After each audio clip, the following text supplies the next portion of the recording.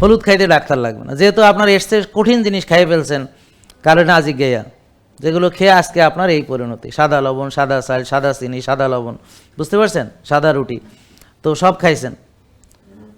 তাহলে এগুলো যেহেতু কাউকে জিজ্ঞেস করেননি খাওয়ার আগে, তাইলে আপনি হলুদ খাইতে কাউকে জিজ্ঞেস করতে হবে কেন? এটা তো আরও ভালো জিনিস।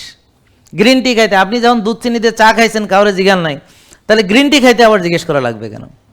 তাহলে আমাদের পরামর্শ হচ্ছে জেনারেল পরামর্শ আছে, যেটা সার্বজনীন, সবার জন্য রোদে যেতে হবে।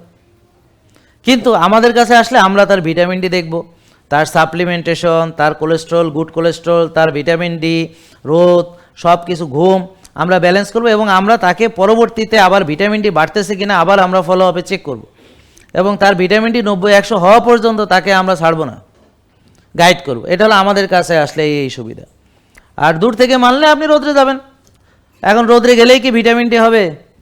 ভিটামিন ডির জন্য শর্ত আছে, ভালো কোলেস্ট্রল থাকতে হবে, স্কিনের কন্ডিশন ভালো থাকতে হবে, ওমেগা 3 থাকতে হবে ভালো। তাহলে স্কিনে দুটো রিয়াকশন হবে, একটা হচ্ছে সূর্যের রশ্মির মাধ্যমে আর একটা হলো তাপের মাধ্যমে। এখন রশ্মি আছে, তাপ নাই, তো ভালো ভিটামিন ডি হবে না।